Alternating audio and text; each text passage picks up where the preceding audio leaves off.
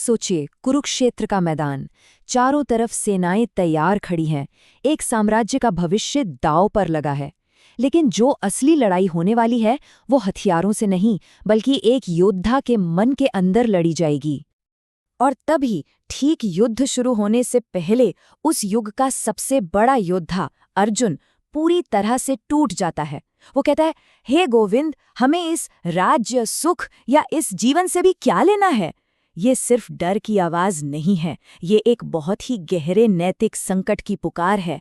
और यहीं से पूरी भगवद गीता की शुरुआत होती है। तो सवाल ये उठता है कि अर्जुन का ये संकट आखिर है क्या? देखिए, ये लड़ने का डर नहीं है। अर्जुन तो एक महान योद्धा है। असल डर है अपने ही कर्मों के भयानक परिणामों का। सोचिए जरा, सामने कौन खड़े हैं? अपने ही दादा, अपने गुरु, अपने भाई बंधु। इन्हीं के खिलाफ उसे लड़ना है। और अर्जुन के जो तर्क हैं वो बहुत गहरे और सोचने पर मजबूर करने वाले हैं।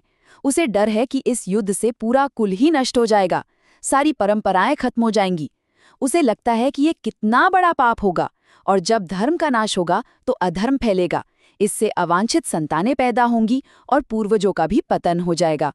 तो एक तरफ एक योद्धा का धर्म है और दूसरी तरफ एक परिवार के सदस्य का धर्म, और इन दोनों के बीच वो बुरी तरह से फंस गया है।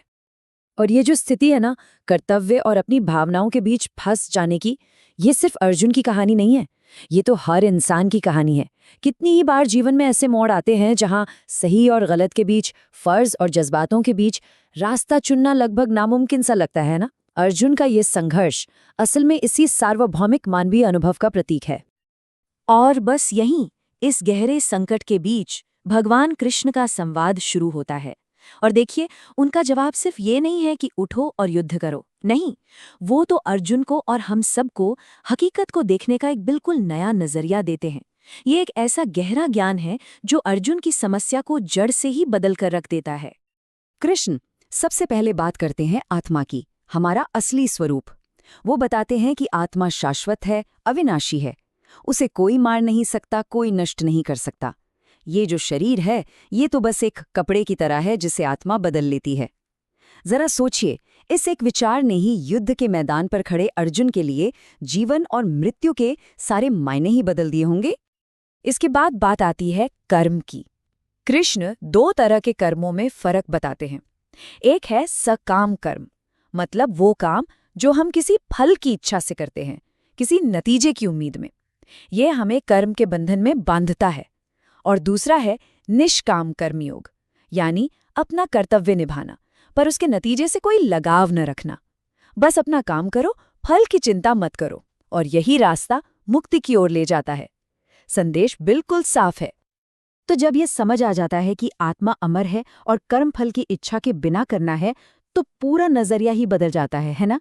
अगर आत्मा कभी मरती ही नहीं, तो मौत तो बस एक पड़ाव हुआ, एक अवस्था का बदलना, अंत नहीं। और इसीलिए कृष्ण कहते हैं कि जो ज्ञानी हैं, जो इस बात को समझते हैं, वो ना तो जीने वालों के लिए शोक करते हैं और ना ही मरने वालों के लिए। अच्छा, तो ये तो हुई हजारों साल पुरानी बात। लेकिन सवाल ये है कि ये प्राचीन ज्ञान आज की हमारी इस दुनिया में, हमारे जीवन में कैसे प्रासंगिक है? तो जैसा कि इस पर आधारित भाष्य बताता है, गीता के जो सबक हैं वो समय से परे हैं। वो हमारी आज की समस्याओं को समझने और सुलझाने में भी उतनी ही मदद करते हैं। मिसाल के तौर पर, भाष्य इस उद्धरण का इस्तेमाल आज के नेतृत्व पर टिप्पणी करने के लिए करता है। देखिए, एक अच्छी सरकार का काम सिर्फ बाहरी दुश्मनों से देश को बचाना नहीं है, बल्कि उन अनैतिक विचारधाराओं से भी समाज की रक्षा करना है जो किसी भी सभ्यता को अंदर से खोखला कर सकती हैं। ये एक बहुत बड़ी जिम्मेदारी है जिसे आज अक्सर नजरअंदाज कर दिया जाता है। और ये भाष्य गीता की शिक्षाओं को आज की कई समस्याओं से जोड़ता है, जैसे कि उपभोक्तावाद, ये शॉप टिल यू ड्रॉप वाली मानसिकता, या फिर धन का कुछ ही लोगों के हाथ में जमा हो जाना जबकि लाखों लोग पीड़ित हैं, यहाँ तक कि पर्यावरण का विनाश भी। ये सब अनियंत्रित इच्छाओं और लालच का ही तो नतीजा है। और हाँ, जन्म पर आधारित जाति व्यवस्था को भी ये मूल वर्ण व्यवस्था का एक बिगड़ा हुआ रूप मानता है, जो असल में कर्म और गुणों पर आधारित थी। गीता ये भी बताती है कि हमारे सारे काम प्रकृति के 3 गुणों से प्रभावित होते हैं। ये हैं सत्व, रजस और तमस। सत्व यानी अच्छाई और पवित्रता, रजस यानी जुनून और क्रिया, और तमस यानी अज्ञान और आलस्य। इसको समझने के लिए दान का उदाहरण बहुत अच्छा है।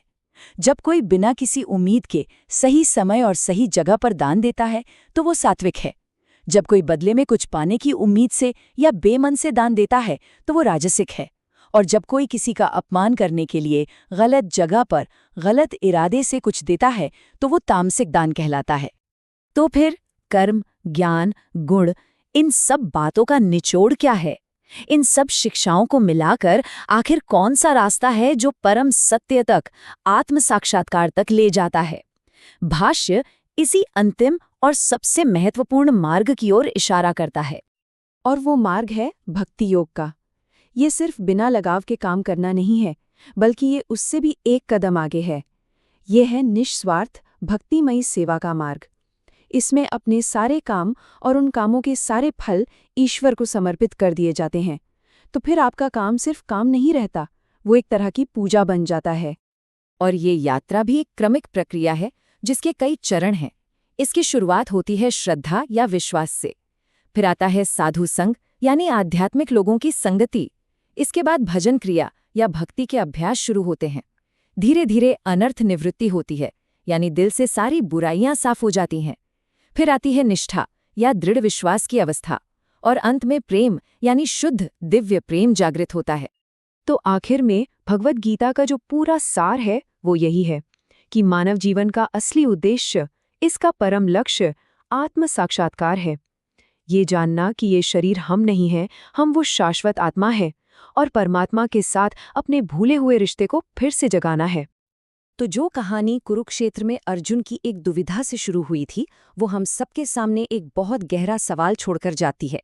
आखिरकार एक इंसान अपने सच्चे शाश्वत स्वरूप को कैसे जान सकता है? ये अंतिम सवाल ही असल में भगवद गीता का दिल है। एक ऐसा सवाल जो हर किसी को अपने जीवन और अपने सत्य की खोज के बारे में सोचने पर मजबूर करता है।